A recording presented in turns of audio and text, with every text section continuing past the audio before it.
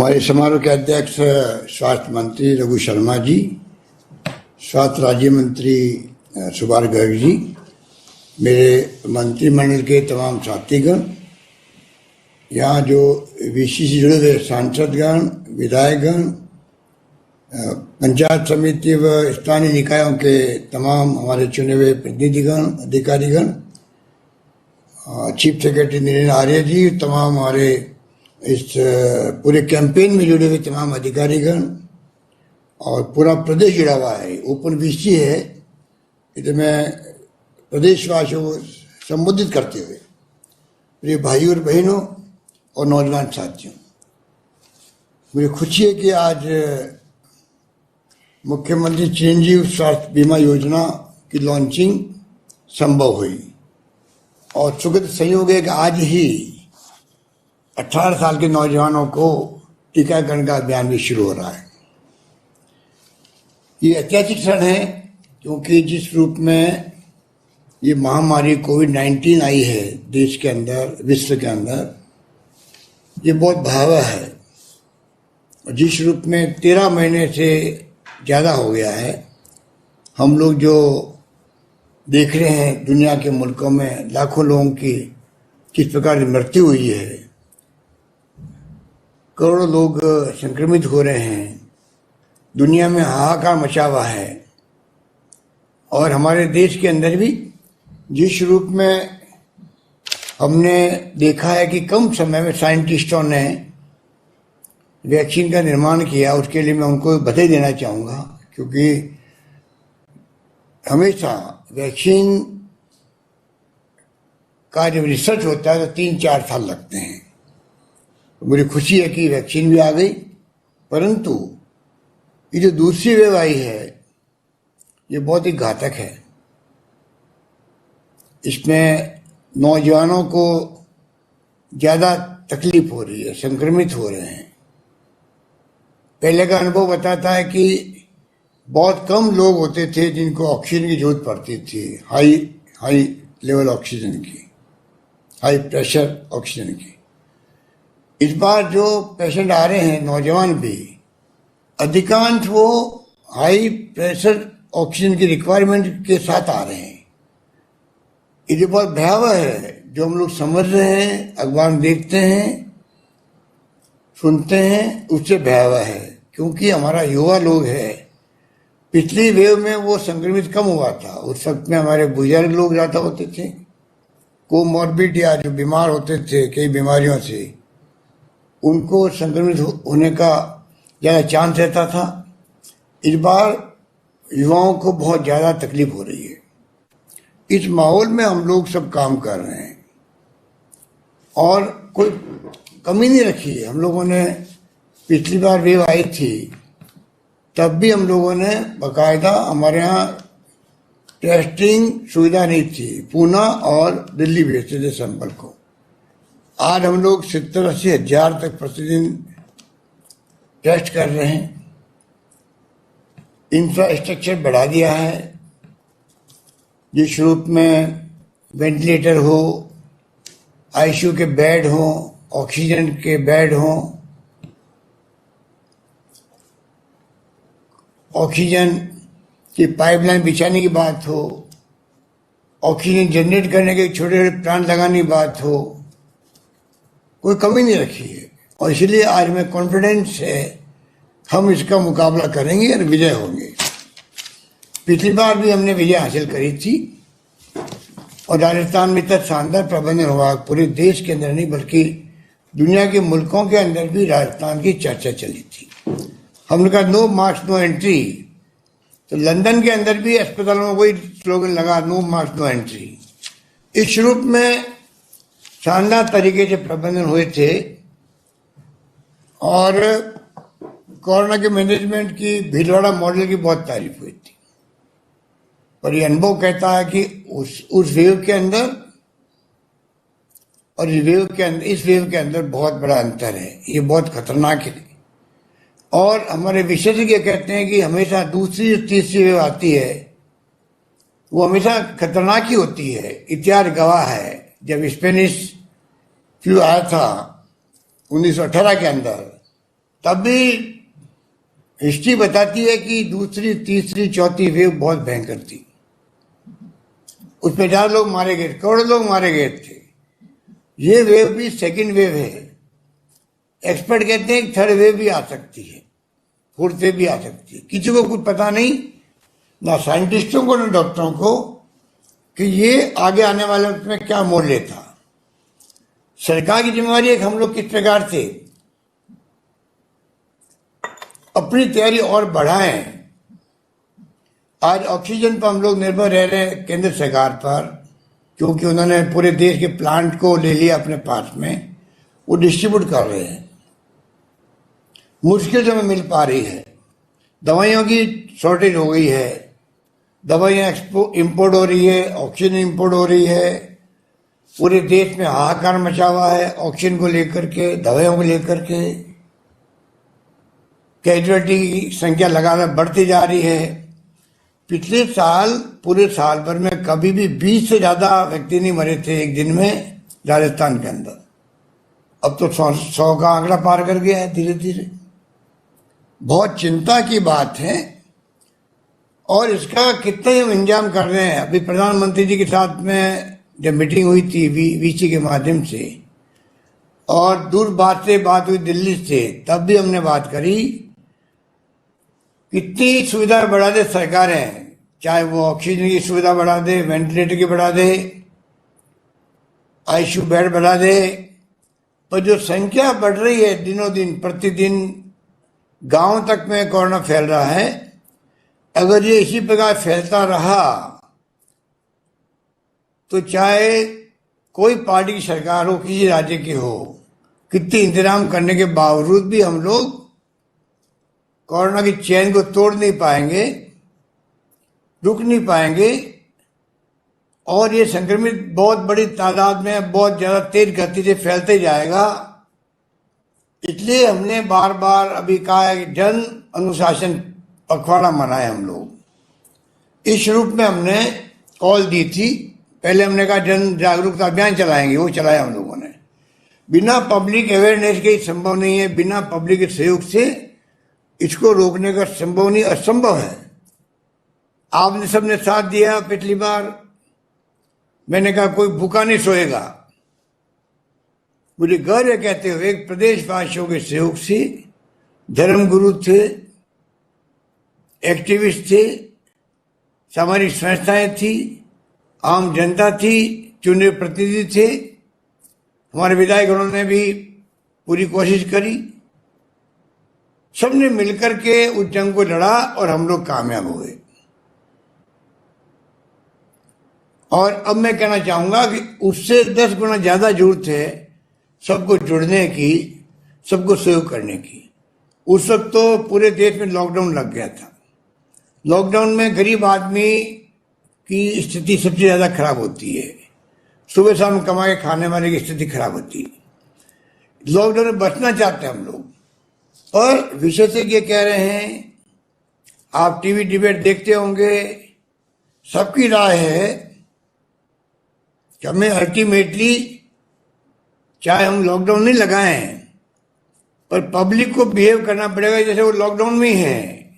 बिना काम से बाहर नहीं निकले, घर पे रहे, कर्फ्यू का पालन करे, जो छूट दी गई उस वक्त सिर्फ निकले, फैक्ट्री चलती जाए, निर्माण कार्य चलते जाए, जिससे कि मजदूरों को तकलीफ नहीं हो। पिछली बार माइग्रेशन देखा मजदूरों का तो दिल दहलाने वाला था, वो स्थिति नहीं बने। इस प्रकार से हम लोग सब व्यवस्था कर रहे हैं। हम चाहेंगे कि जो कल रात को भी एसओपी जारी हुई है, कुछ कड़े कदम उठाए गए हैं, जो परसों से लागू होगा, और मैं उम्मीद करता हूं कि प्रदेशवासी पूरा साथ देंगे।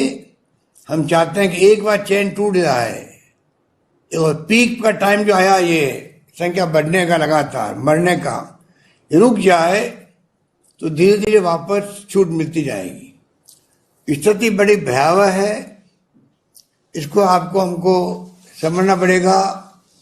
हम कोई प्रचार में कमी नहीं रख रहे हैं। लोकल गवर्नमेंट डिपार्टमेंट को, नगर पालिका, नगर परिषद, नगर निगमों के साथियों को लगा रखा है, कर्मचारी, सफाई कर्मचारी लगा रखा है, घर घर पैम्पलेट बांटें, माइक से अनाउंसमेंट करें, लोगों को समझाएं। और आप सबको मैं कहना चाहूंगा, जिसको बिना मास्क देख लें आप लोग, उसको टोकें भाई आप क्या मास्क नहीं लगा हुआ है, और उसको शर्म आनी चाहिए कि मैंने वास्तव में मास्क नहीं लगाया, क्योंकि मास्क ही बचाव है। जितना वैक्सीन इंपॉर्टेंट है उतना इंपॉर्टेंट मास्क है, ये आप समझने की कोशिश करो। पूरी दुनिया मास्क लगा रही है। इजराइल ने अभी उसको समाप्त किया है, क्योंकि उन्होंने मास्क लगा करके वैक्सीन करके कोरोना समाप्त कर दिया। आज वह मास्क उतर रहे हैं। हम चाहेंगे हमारे यहाँ मास्क उतरे, उसके लिए पहले पब्लिक के सहयोग की आवश्यकता रहेगी। इसलिए मैं आप सबसे अपील करूंगा कि जो कहा जा रहा है आपको बार बार, प्रोटोकॉल को आप लोग निभाएं, फॉलो करें। मास्क लगाना है, बार बार हाथ धोना है, सोशल डिस्टेंसिंग रखनी है, तभी अपन इस कोरोना से बच पाएंगे। अभी ये ऐसा कोरोना है जो एसिम्टोमेटिक भी है, सिम्टम नहीं आ रहे हैं। तो जो सिम्टम नहीं आ रहे तो घर का मेंबर भी घर में घूम रहा है, बाहर दोस्तों में जा रहा है, घूम रहा फिर रहा है, और जब उसी व्यक्ति के 15-20 दिन बाद सिम्टम आते हैं तब तक वो 300-400 लोगों को संक्रमित कर देता है, और फिर वो खुद ही सिम्टम के साथ में भर्ती होता है, पूरा परिवार के साथ में भर्ती होता है, क्योंकि परिवार भी जब तक उसको भी संक्रमित हो चुके होते हैं। इस प्रकार से ये जो एसिम्टोमेटिक जो आपकी स्थिति बन गई है कोरोना की, उसको हमें समझना पड़ेगा कि हम कैसे चैन को तोड़ें। और चैन तभी टूटेगी जब घूमना फिरना बंद करेंगे, तब जाके घरों में रहेंगे, और कोई संक्रमित के सिम्टम आएंगे तो उसका इलाज शुरू होगा। इंतजाम हमने सब तरह कर रखे हैं, लगातार बेड बढ़ाते जा रहे हैं और सारी व्यवस्थाएं कर रहे हैं। और मैं उम्मीद करता हूं कि पहला जो स्थिति है, पहला सुख निरोगी काया, हमने वहीं से शुरुआत करी थी। हमने दवाएं फ्री करी राजस्थान के अंदर, टेस्ट फ्री कर दिए। उसके बाद में हम लोगों ने, ये पिछले टर्म में जब आपके आशीर्वाद से मैं दूसरी बार मुख्यमंत्री था तब का बता रहा हूं आपको, और तीसरी बार जब आपने मुझे यहाँ बिठाया है तो मैंने इस बार बजट में घोषणाएं करी है, जिस प्रकार UPA government doctor Manmohan Singh ji के वक्त में और सोनिया गांधी जी के वक्त में जो फैसले हुए थे, अधिकार आधारित युग की शुरुआत करी थी।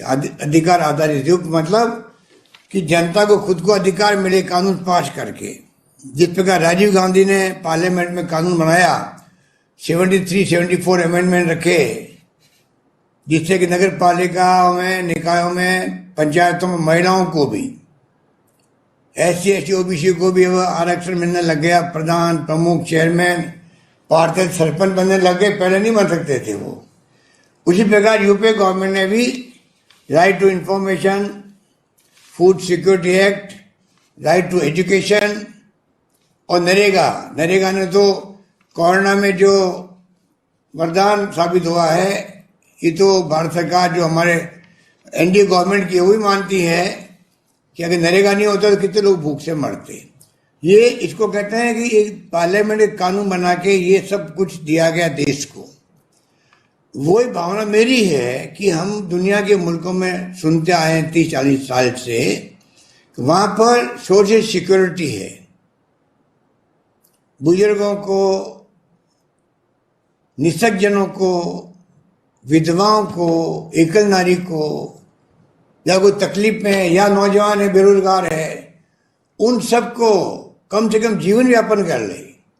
बाकी तो उसके टैलेंट पर वो क्या करे, क्या कमाए, क्या खाए, पर कम से कम हर आदमी का पेट भर जाए और उसका जीवन चलने लग जाए, जिंदा रह सके, जो उसके मिनिमम खर्चे हैं वो उसको मिल सके। दुनिया के मुल्कों में ये सोशल सिक्योरिटी कहलाती है। ये जो हमने दवाएं फ्री करी थी आपकी, हमने जो टेस्ट फ्री किए थे, अब ये जो लेके आए चिरंजीवी योजना, ये बड़ा रूप है।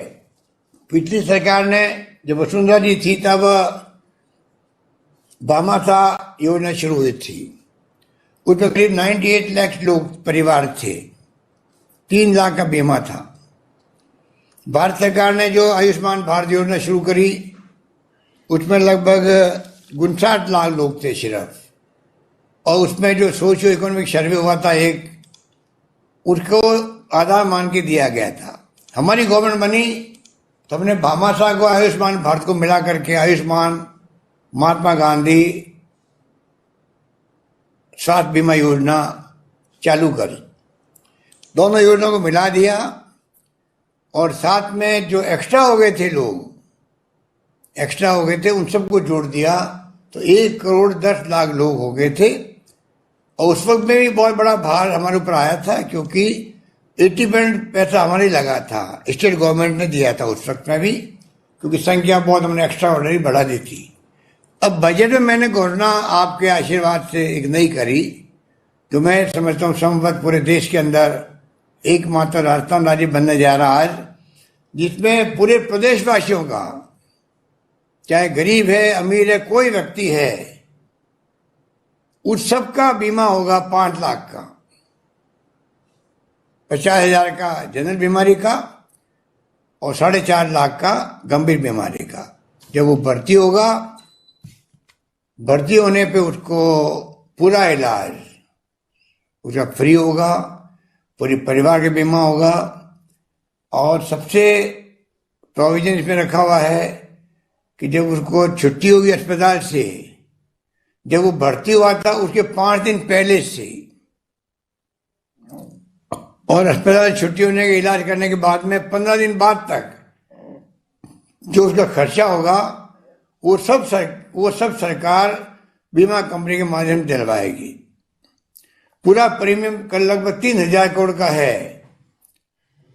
300 साढ़े 300 करोड़ रुपए जो आयुष्मान भारत में मिलेंगे भारत सरकार से, उसको छोड़ के तमाम पैसा स्टेट गवर्नमेंट वहन करेगी। और हम चाहेंगे प्रदेशवासियों का सबका बीमा कंप्लीट हो। 30 तारीख लास्ट डेट थी कल, उसको हमने बीमा कंपनी से बात करके कहा कोविड में तो लोगों को तकलीफ है, लोग सब अपना रजिस्ट्रेशन करवा नहीं पाएंगे और कुछ नहीं करना है।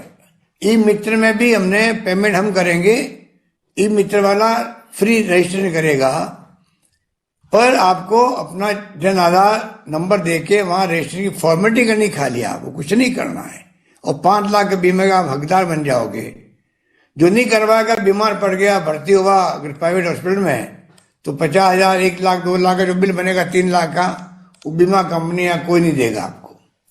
तो बहुत ही शानदार योजना है। आप सबको चाहिए जो गरीब आदमी जो समझते नहीं है उन तक ये बात पहुंचे। ये मैं बार बार बार बार बार बार बार बार अपील कर रहा हूँ, विज्ञापन दे रहा हूँ, खुद कह रहा हूँ, समझना चाहिए। फिर भी हमने उनसे कल एग्रीमेंट किया कि नहीं, आप इसको 31 मई तक बढ़ा दीजिए।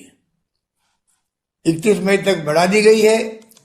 अब जो लोग बच गए उनको चाहिए कि वो जिस दिन करवाएंगे उस दिन से उसका लागू हो जाएगा बीमा। 31 मई तक भी नहीं कराया आपने, उसके बाद में कोई अगर करवाएगा भी तो 3 महीने वेट करना पड़ेगा उसको। 3-3 महीने का साइकिल बनाया गया इसके अंदर। इस प्रकार से ये योजना शुरू हुई है और ये भी एक प्रकार से सोशल सिक्योरिटी का पार्ट समझ लो इसको भी। बीमारी में कितना बड़ा खर्च होता है, घर बिक जाते लोगों गरीबों के। हमारा संस्कार संस्कृति बहुत महान है देश की। माँ बाप बूढ़े हैं, कैंसर हो गया है, नौजवान है या बूढ़े जो भी हैं, मालूम है बचेगा नहीं, पर तब भी हम लोग चाहे गहने बेचने पड़े, मकान बेचने पड़े, लाखों रुपए खर्च करके इलाज करवाते हैं। उससे बचने के लिए ये सोशल सिक्योरिटी है। तो मैं चाहूंगा कि आप समझे इस बात को। और समय आ गया है, हमने शुरुआत करी है, विज्ञापन दिया मैंने पूरे देश के अंदर पहली बार सरकार बनने के बाद में, इसलिए दिया फुल पेज का कि अन्य राज्यों में भी पब्लिक का दबाव पड़ेगा तो वो राज्य भी आगे आएंगे ऐसी योजनाओं के लिए, जो पूरी पब्लिक वहां की इंश्योर्ड हो जाए बीमारी के लिए। और भारत सरकार भी आगे आए, जिससे कि विकसित राष्ट्रों की तरह हम भी अब काफी आगे बढ़ चुके हैं। कम से कम हर बुजुर्गों को, ये हमने पेंशन दी आपको बुजुर्गों को, पहले पेंशन 500-700 रुपये मिलती थी मुश्किल से, और कई शर्तें लगी हुई थी। अगर बेटा बड़ा हो गया, छोटा बेटा है तो मिलेगी, 18 साल का हो गया तो पेंशन बंद हो जाती थी। वो सारी शर्तें हमने हटा दी। 80 लाख लोगों को हम लोग पेंशन दे रहे हैं आज, 1500 रुपये दे रहे हैं, 1000 रुपये दे रहे हैं। उनका कॉन्फिडेंस बढ़ गया जिंदगी जीने का, उनको चार्म आ गया। क्योंकि घर में बेटे पोते तब पूछते हैं तब दादा दादी के बारे में कुछ जेब में पैसे होते हैं। और वो भी बहन सवासिनी को कोई घर पे आ जावे, बहन बेटी या पोती या नाती दोती, तो 100-500 रुपये नोट पकड़ा सकती है, बहुओं से मांगना नहीं पड़ता है। ये किया हम लोगों ने, तो उसका बड़ा इम्पैक्ट पड़ा। इसी प्रकार से आज भी मैं चाहूंगा कि सोशल सिक्योरिटी के माध्यम से पूरे देश के अंदर तमाम जनता को, जो कोई भूखा नहीं सोए, एटलीस्ट उसको जिंदगी जी सकता है, कपड़े लत्ते कर सकता है, उसको मिल जाए। इतना पैसा उसको वीकली मिलने लग जाए, जैसा कि विदेशों में मिलता है वीकली, हमारे यहाँ फोर्टनाइटली मिल जाए। कुछ भी हो, सोशल सिक्योरिटी लागू करने का वक्त आ गया देश के अंदर। गरीबी अमीरी का भेद, जो गैप है, बढ़ता ही जा रहा है। कोरोना ने और ज्यादा बढ़ा दिया है। ये हम सब के लिए चिंता का विषय बना हुआ है। गरीब तो गरीब ही जानता है कैसे जिंदगी निकालता है, कैसे वो रेडी वाला, ठेले वाला, क्या उसकी स्थिति बनती है। हमने पिछली बार कोरोना आया तो सर्वे करा तमाम भिखारियों का, रेडी वालों का, ठेले वालों का, स्टेशन पर, बस स्टैंड पर रात को सोने वालों का, और सबको हमने हजार रुपये 4 बार दिए। साढ़े 4,500 रुपये उनको दे चुके हम लोग। अभी 15 दिन पहले हमने 1000 रुपये दिए, जिससे कि 35 लाख लोग ऐसे हैं उनको जिंदगी जी सके वो लोग। गेहूं भी फ्री, दालें फ्री, कुछ सरकार, केंद्र सरकार दे रही है, उसका उपयोग हम लोग कर रहे हैं। केंद्र सरकार की अलग योजना किसानों के लिए।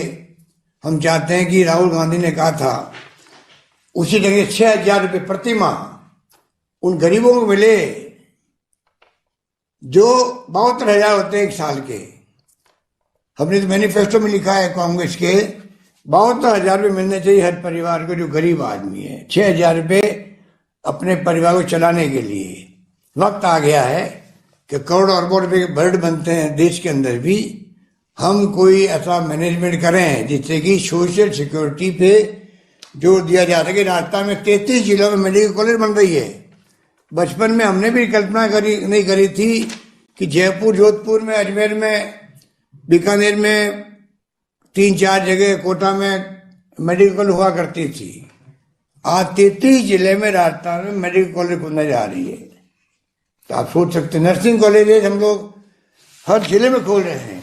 शुरुआत करी, मैंने घोषणा की, बजट के लिए घोषणा करी अभी मैंने, वो भी काम हो गया शुरू।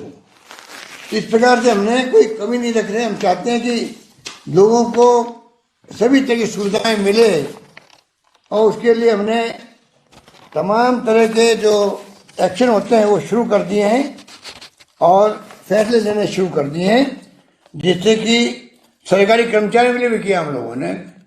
जैसे CGHS की स्कीम होती है, सेंट्रल गवर्नमेंट हेल्थ स्कीम, केंद्र सरकार के लिए। हमने राजस्थान के अंदर भी उनको बीमा की चिरंजीवी योजना में जुड़ने की जरूरत नहीं है। उनके लिए RGS स्कीम ला रहे हैं हम लोग अलग से, तो उनको उससे फायदा मिलेगा। इस प्रकार से राजस्थान सरकार चाहती है देश के अंदर किस प्रकार से हम आगे बढ़ें और सोशल सिक्योरिटी के काम को अधिक से अधिक हाथ में लें और लोगों को उसका लाभ मिल सके।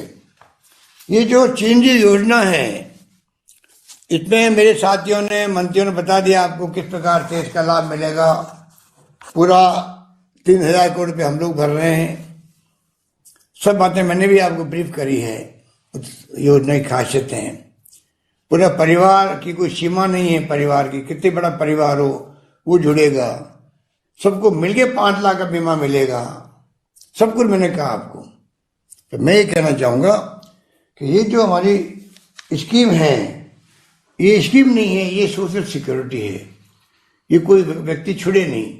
और जो इसमें जिनको हमने, आपको मैंने कहा 35 लाख लोगों को हम लोगों ने घर बैठे 1,000 रुपये दिए, वो संविदा कर्मी, लघु सीमांत किसान, और जो ऑलरेडी चाहे वो भामाशाह में हो चाहे आयुष्मान भारत में जुड़े हुए थे, नेशनल फूड सिक्योरिटी एक्ट के अंतर्गत या सोशो इकोनॉमिक सर्वे के अंतर्गत, उन सबको वापस रजिस्ट्रेशन कराने की जरूरत नहीं है। इन सब कैटेगरी छोड़ के जो पैसे वाले हैं उनसे सिर्फ नाम मात्र का, उनका भी बीमे का जो प्रीमियम है 1700 करोड़ 1700 रुपये 1700 1700, आधा पैसा हम उसका भी सरकार दे रही है। उनको खाली 850 रुपये देने हैं। 850 रुपये नाम मात्र देख करके वो इस स्कीम में जुड़ सकते हैं। इस प्रकार से तो मैं कहना चाहूंगा आपको, आज का मुबारक दिन का मेरी भावना ये थी। मैं ये भी आपको कहना चाहूंगा कि हमने अभी बजट में घोषणा करी है पब्लिक हेल्थ कॉलेजेस की, साथ संभाल के मुख्यालय पर पब्लिक हेल्थ कॉलेज का मतलब है हेल्थ से संबंधित कॉलेज में पढ़ाई हो और कई लोग एक्सपर्ट बनते हैं, वो हमने शुरुआत की है। इस प्रकार की नई नई योजनाएं लेके आए। मैं अभी टाइम नहीं कि सब बातें आपको कहूँ, तो मैं आपको इतना ही कहना चाहूँगा कि आप कृपा करके इन तमाम योजनाओं से आप जुड़ें, इसका लाभ लें। और ये बात मैं कहना चाह रहा था आपको कि आज का दिन मेरे लिए एक ऐतिहासिक दिन बना है और मैं चाहता था कि पूरे जिले में हर ब्लॉक स्तर पर इसकी लॉन्चिंग हो।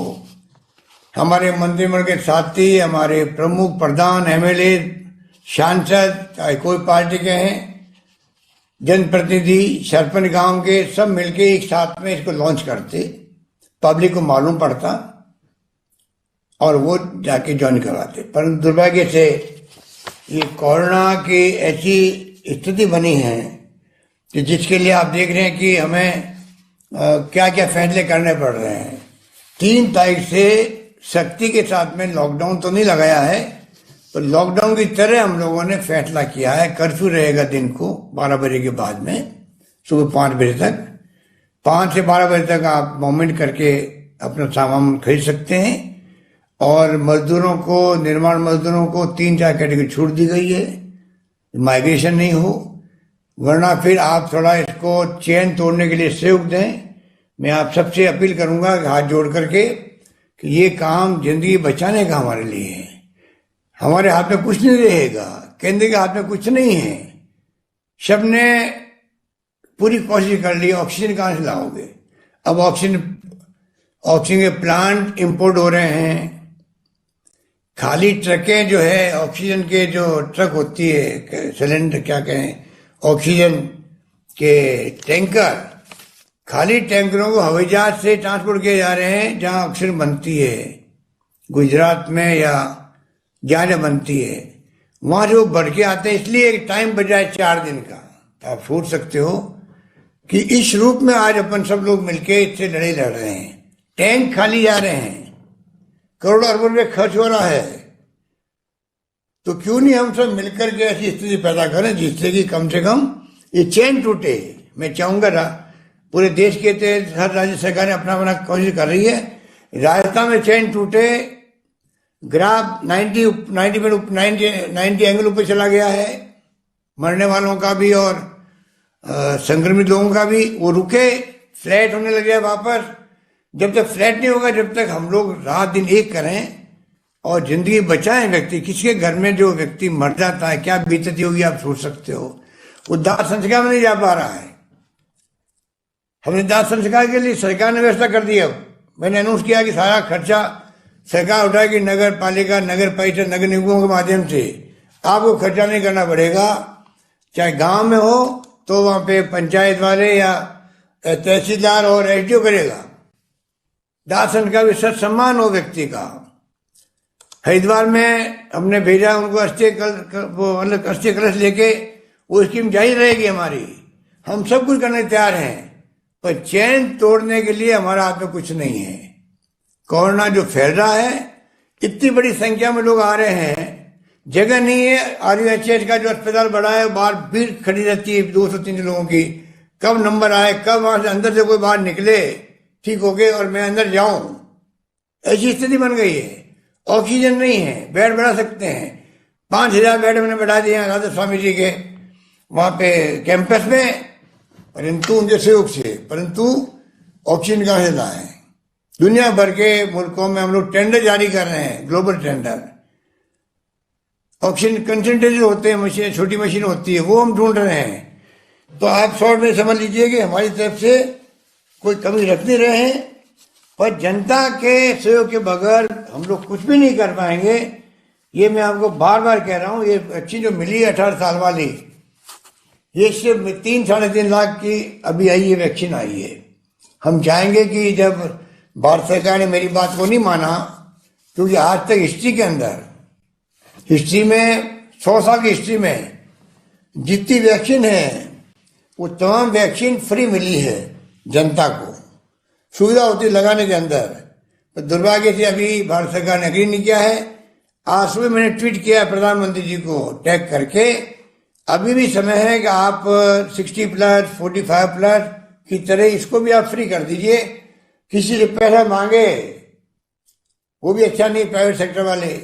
हम चाहते हैं वैक्सीन फ्री होती है। आज तक 8-10 तरह के मैंने वैक्सीन का नाम लिखा उसके अंदर, मेरे ट्वीट के अंदर, कि मैंने कहा कि आप जरा आज तक वैक्सीन फ्री हुई है, इसको वैक्सीन फ्री करो। ये तो उनसे बड़ी महामारी हमारे लिए हो गई। तुमने सुना ही है स्पेनिश फ्लू के बारे में, जहाँ करोड़ों लोग मारे गए थे।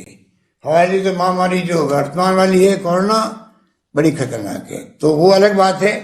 पर जैसे जैसे मिलेगी, हमने कह दिया, हम खुद सरकार नहीं कर रही, भारत सरकार, तो 3,000 करोड़ रुपए हम खर्च करेंगे। हमने ये भी कहा, अगर आप पहले हमें कह देते हम अपने बजट में रख देते। पहले आपने कहा नहीं, आपने 35,000 करोड़ रुपए रखा अपने बजट में, तो हमने देखा फ्री देंगे। अब आपने कहा तो हमें अपना बजट डिस्टर्ब करना पड़ रहा है, तो हम लोग इसका रास्ता निकालेंगे। मैं विधायक महोदय को भी कहना चाहूंगा, जितने हमने अभी 3-3 करोड़ रुपए बढ़ाए थे उनके विधायक फंड के, वो 3 करोड़ रुपए प्रति विधायक जो अभी बढ़ाए इस साल, उसको मैं चाहूंगा वो अभी इस बार इसको 18 साल के प्लस नौजवानों को वैक्सीनेशन के लिए डोनेट कर दे सरकार को ही। तो हम लोग इस प्रकार से और बढ़ाएंगे। जो एक फंड होता है, डिस्ट्रिक्ट मिनरल फंड होता है माइनिंग का, उसमें से पैसा कुछ लेंगे हम लोग। 3,000 करोड़ का जुगाड़ करके हम चाहेंगे कि पूरी तरह वैक्सीनेशन 18+ नौजवानों का भी, जिनकी ज्यादा मृत्यु हो रही है, जितनी ज्यादा संख्या में आ रहे हैं, उन सब का जीवन बचे। उनके लिए हम क्या सेवा कर सकते हैं उसमें लगेंगे, तो पैसे की कमी नहीं आएगी। कम पड़ेगा तो हम और अपने बजट में देंगे, कुछ भी करेंगे, कुछ काम और कम करेंगे, पर सबको वैक्सीन लगाएंगे। आप लोग जैसे जैसे आपको इतना मिले आप आते जाए, तो भीड़ इकट्ठी करने की जरूरत नहीं है। वैक्सीन जितनी आएगी उतनी लगा पाएंगे। इसीलिए आज राजस्थान में जयपुर, जोधपुर और अजमेर जहाँ ज्यादा मौतें हो रही है, उसको पहले लिया है। कल परसों में 10-12 जिले और जुड़ जाएंगे। इस प्रकार से राजस्थान पर मतलब जोड़ करके हम चाहेंगे सबका वैक्सीनेशन में हम आगे हैं। आपको जान के खुशी होगी, पहले फेज जो 60+, 45+ के अंदर भी देश में नंबर 1 राजस्थान है। जो भी आपको स्वास्थ्य मंत्री ने बताया, तो राजस्थान ने 5,81,000 पर डे वैक्सीन किसी ने नहीं करी, हमने करी है। फिर भी वैक्सीन की कमी पहले भी रही है, जब भारत सरकार आती तब भी रही है। अब तो हम लोग निर्भर हैं कि कंपनी की मर्जी पर है कितनी वैक्सीन वो हमें देता है। खरीदते हम खरीदेंगे, तो हम चाहेंगे कि कोशिश करके ज़्यादा से ज़्यादा खरीदें और लगाएं लोगों को। अंत में मैं कहना चाहूँगा, वैक्सीन सुरक्षित है नंबर 1। मेरी वैक्सीन 2 लगी हुई है और उसी कारण मैं सुरक्षित हूँ। अनुभव कह रहा है कि जो वैक्सीन लगी जिनके 2, अभी हमारे 45 डॉक्टर और रेजिडेंट डॉक्टर वैक्सीन लग चुकी थी, वो सब वापस कोरोना के पॉजिटिव आ गए थे। परंतु 45 आराम से घर पे रह करके बिना कोई तकलीफ के, माइल्ड होता है अटैक कोरोना का, जिंदगी बच जाती है, मृत्यु दर 0 हो जाती है। तो कम से कम वैक्सीन लगाना इसलिए जरूरी है, कम से कम मृत्यु दर 0 रहे, मृत्यु की तरफ कोई नहीं जाए। ये वैक्सीन का फायदा बहुत बड़ा है। ये बात कहता हुआ मैं आपका, वैसे मैं कहूँ इतना कम है, पर मैं चाहता हूँ कि आप मेरी बातों को समझ गए होंगे। और प्लीज आप कृपा करके आम जनता के सहयोग के बगैर, और टोकने को मैंने आपको इसलिए कहा है कि बेवकूफ़ी कर जाते हैं, मास्क लगाते नहीं हैं, मास्क लटका देते लगा करके शौक के अंदर। मास्क का प्रॉपर तरीका होता है नाक तक मास्क लगा रहे, नाक तक। घर के अंदर बैठे तो मास्क लगाने की अभी एडवाइस जारी हुई है केंद्र से भी। एक्सपर्ट कहते हैं कि हवा में आ गया, ये कोरोना हवा में आ गया है, घर के अंदर हो तब भी आपको ये मास्क लगाना है। डबल मास्क की बात होने लग गई है, अब आपके ऊपर है। मैं भी मीटिंग बैठता हूँ तो बिना मास्क बैठता हूँ। मुझे कई लोग कहते हैं कि आप मास्क क्यों लगाते? मैं तो अभी मीटिंग बैठा हूँ, अकेला बैठा हूँ। पर कहने का मतलब है घर में हवा में मास्क लगाना जरूरी है। और मैं भी जल गया हूँ, हो सकता है उसका नहीं जला हूँ, तो कृपा करके ये मास्क लगाना बहुत जरूरी हो गया है। डबल मास्क लगा तो और भी अच्छा है, आप पूरी तरह सुरक्षित रहोगे। एक बार कोरोना होने के बाद में लंग्स में पहुंचता है जल्दी, आजकल 3-4 दिन में। आपके सिम्टम आते ही, सिम्टम नहीं आए तो चिंता मत करो, सिम्टम आते ही आप डॉक्टर से बात करें, इलाज शुरू करवाएं, सीटी स्कैन करवाएं। सीटी स्कैन से मालूम पड़ता है कि वास्तव में आपको कोरोना हो गया कि नहीं हो गया है। तो सब बातें जो है आपको ध्यान रखना है। और मैं समझता हूँ कि ये मास्क ही बचाव है, हमारा बहुत बड़ा बचाव है। मास्क के लिए प्रूफ है कि इससे पूरी तरह संक्रमित होने से बच सकता आदमी। तो ये मैं आपको कह के आपको बहुत शुक्रिया अदा करता हूँ, आपने पूरा भाग लिया। इतनी बड़ी संख्या में आपने, लाखों लोग सुन रहे हैं अभी, सुना उसको, मेरी बातों को। मैं उम्मीद करता हूँ कि आप उस पर पूरा अमल करेंगे। और जैसे मैंने कहा आपको कि ये जो तैयारी हमने सब कर रखी है, आप निश्चित है सरकार की तरफ से कोई कमी नहीं आएगी। और संख्या बढ़ेगी तो आप सोच सकते हो कि सरकार चाहते हुए कुछ नहीं कर पाएगी। इलाज तो हम करेंगे, संख्या रोकने का काम पब्लिक का है, पब्लिक का है। क्योंकि 7 करोड़ जनता है, 7 करोड़ लोगों तक ना कोई मंत्री पहुंच सकते ना हम पहुंच सकते। वो खुद तय करेंगे कि हमें रास्ता को बचाना है, खुद को बचाना है, परिवार को बचाना है और लोगों को बचाना, प्रदेशवासियों को। तो मैं कहना चाहूंगा आपको 2 टूक कि आपके पास इलाज है, किसी के पास इलाज नहीं है। वो इलाज आपके पास में है और सरकारी इलाज में कोई कमी नहीं आने देंगे। चाहे पूरा बजट में झोंक दो इसके अंदर तो मुझे मंजूर होगा, परंतु सरकार के कामों से या व्यवस्था से कोई आदमी मरे, ये मुझे सहन नहीं होगा। ये मैं कहता अपनी बात समाप्त करता हूँ। धन्यवाद, जय हिंद, धन्यवाद।